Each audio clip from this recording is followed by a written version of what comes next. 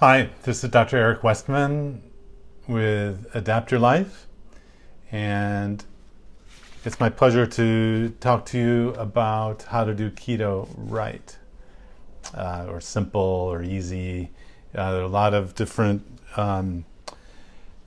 ways of thinking about keto, and I'd like to help you with the experience that I've learned over the last 20 years in clinical research and clinical care using a low-carb keto diet.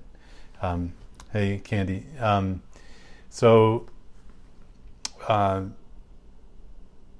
First, I'd like to talk about 3 upcoming events you may want to know about, especially if you live in the Midwest. The Adapt team will be in Chicago on July 13, Minneapolis on July 20, and Terre Haute, Indiana on July 27. If you don't know about Adapt events, they're one-day or half-day, 2/3 of a day conferences where the Adapt team sets up local experts in the keto area with the Adapt team. I come give a talk with local experts, and we did this in February, and it was really pretty phenomenal. We had 200 to 300. Hey, Candy. Hey, Jen. We had 200 to 300 people in Atlanta, Nashville, Tampa on Saturdays, and the other part of it is that it's not expensive, so you don't have to travel to a meeting far away, expend the effort to do that and the money and the time. So the idea is a one-day conference, and please join us this summer in July in Chicago, Minneapolis, Terre Haute. So I've learned a lot from my patients. In fact, that's one of the strengths of being a practitioner in a keto-friendly clinic. Of course, it's one of the downsides is that you're in the clinic all the time. And so one of the big problems that I see when people are trying to do keto today is they're confused. There's so much information out there. It's like a fire hose of information of how to do keto, and depending on who you start with, you may be thinking that you have to have a apple cider vinegar smoothie to do keto, or you might have to have a keto drink, or we call it exogenous ketones, or you might have to do that, and that's keto. You might have to do gosh, I've just seen all permutations of it. You might have to do intermittent fasting, and that's keto. So I laugh just because I'm happy with all of the interest in low-carb keto lifestyles. I mean, it's so beneficial for so many medical problems, and then it's just a healthy way of eating. But I do end up seeing people who are not able to figure it out on their own. They need coaching or even medical supervision. And so from my perspective, I guess I get the people who aren't figuring it out on their own the first time, just by reading things. And so the pitfalls that I see is not understanding that when it comes to basic nutrition, protein is really the most important thing to eat. You don't eat ketones, you don't eat fat as the first thing to think about. So the basic nutritional principle of having protein first will get you, into the realm of, this is a healthy way of eating. And that's just basic nutrition. Our bodies cannot make amino acids, which are the building blocks of protein. So focus not on, it's high protein and all that, but when you're thinking about keto first, it's not taking ketones or not fat, it's having protein first. Now, if you're eating real foods, and I prefer to teach, and I think the healthiest way to do a keto lifestyle is eating real foods that are animal products, the meat, the fish, the shellfish, the poultry, the eggs. These will come with fats. So you're automatically getting fat that comes with the healthy proteins that you eat. So that's kind of basic nutrition that I see messed up in people's minds by the you have to have this product, I have to eat more fat to be keto, I have to do the grass-fed beef to be keto and all. I think those are less important issues. The most important thing is keeping the carbs low. And so just in the last month or so, the missteps that I've seen, or the education that wasn't right just by reading the internet, is one fellow was just having the kind of apple cider vinegar, kale smoothies, and I don't know if it was a proprietary product or that's just what he thought, and he had no hunger, so he wasn't eating any food. Now that's not a keto diet. That's not a keto lifestyle. But in his defense, he wasn't hungry. And so if you just heard, eat only when you're hungry, and have this drink that takes away your hunger, you might think that's what keto is. No, that's not what keto is. So keep in mind that you're eating real foods. The preferred way I like to teach it is the meat, poultry, fish and shellfish, and eggs until you're comfortably full. A little bit of leafy greens and veggies, some cheese, cream, and mayonnaise, but they have to be limited because there are a lot of calories there. So you do have to have protein every day, I believe, until more research comes out saying it's great to fast, total fast for a long time. The traditional thinking is we still need, for optimal health, some protein every day.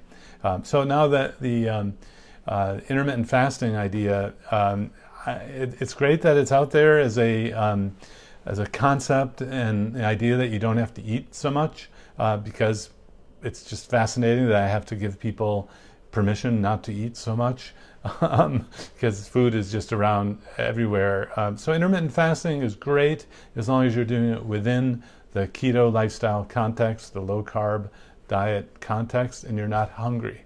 So my teaching tells me not to power through 16 hours of hunger and then eat once a day. If that's what you're calling intermittent fasting, I don't think that's a great idea.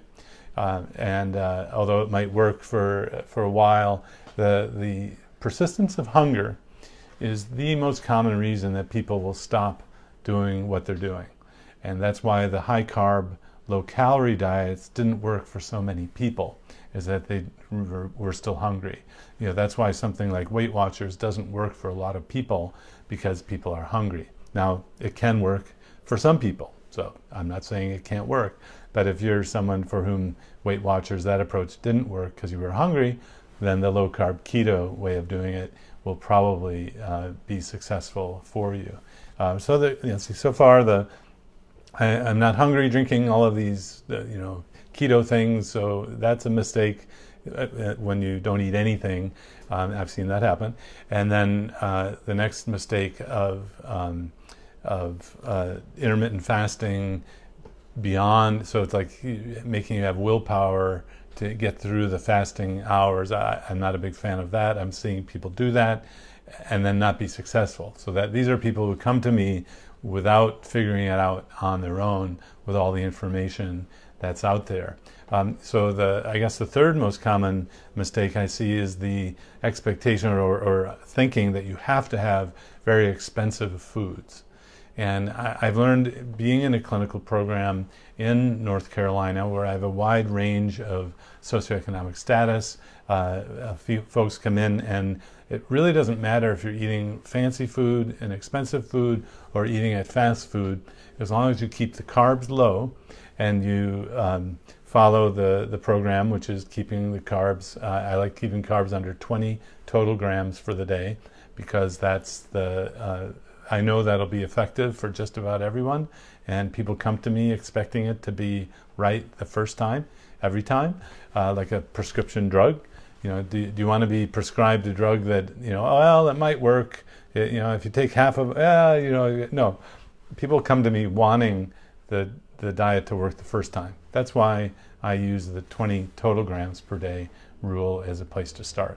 So I'll see people kind of toying, tinkering, getting information that, you could have 100 grams of carbs and it's not working, so then they think low carb keto doesn't work.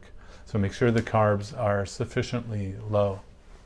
The next issue I see coming up more and more is the idea of net carbs and on artificial sweeteners, or the non-sugar sweeteners, because stevia is natural, so that's not artificial. So the whole idea of trying to make sweet things and recreate the foods that you're not eating anymore is kind of a big issue at first for a lot of people, and I tolerate or will allow people to be flexible enough to recreate these kinds of foods, use artificial sweeteners as long as it's working for them, to keep them away from sugar. And because sugar is really the bad guy. We know how bad sugar is in terms of diabetes, obesity, inflammation, those things. So, but net carbs, that idea allows for more use of these artificial sweeteners. And hello, thanks for joining. And so sometimes these artificial sweeteners can get out of hand. While technically you may not count them in the typical use of a sweetener, if you use a lot of them and then you start adding in things that have more carbs because you're trying to recreate the cakes and the pies and all that, I see that as a mistake or misstep that some people do. I'm talking about how in my clinic I see people doing keto, great, and other people not doing so great, and these are the common things that I'm seeing today and why it's not working for a lot of people. So all of these things really have to do with the diet, getting the carbs sufficiently low, making sure protein comes first. That's really kind of the basic nutritional principle for any nutritional program. Hey, Glenn, thanks for joining. A lot of people can figure this out on their own, but these are the missteps that I see when people come in terms of the diet. So make sure you get great resources and information about how to do the low-carb keto correctly, or ideally in the healthiest way possible. Now, in terms of the other lifestyle issues, stress matters, although the stress usually plays out through eating and eating carbs for that emotional and therapeutic use of carbs. I call it therapeutic use.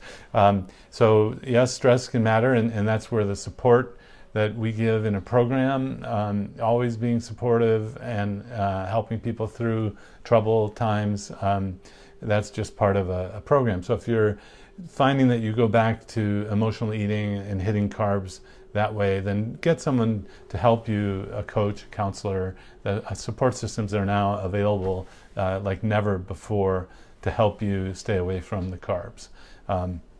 Other lifestyle issues, exercise. What's fascinating is you really don't have to exercise to have this work.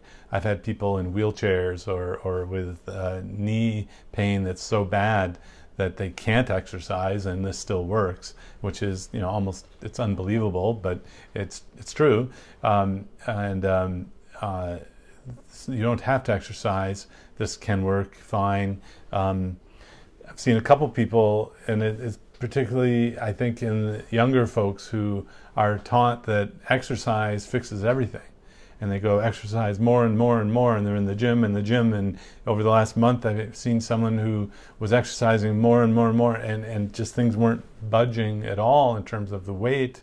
And she has 50, 60 pounds to lose in a clinical setting. So it's possible to over-exercise. And I know, how can that be? Well, the metabolism can slow down as a result of exercising. And also the exercise can make you eat more. The perception of hunger, or even the psychological idea that you have to, I'm going to exercise, I need to eat to prepare. These kinds of things I help people work through.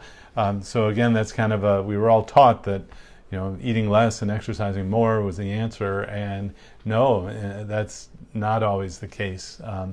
I guess that just so things aren't working for you, and in my world, if you're doing it right, you're losing generally 1 pound or 2 per week if you're doing it for weight loss. If you're doing it for the feeling of feeling better or exercising better, give yourself a break for the first few weeks or maybe even month. If you're a high functioning performance exercise kind of person, then you may want to give this even 6 months before you say it's not going to be helpful for you. And that was clearly dramatized, documented in the documentary film Serial Killers 2, where this couple went keto and adapted to a keto lifestyle, and then went in a rowboat and rowed from San Francisco to Hawaii. I mean, it's an epic sort of film, but they monitored their fat burning, and they weren't at the highest level of fat burning until they were 6 months into the lifestyle change.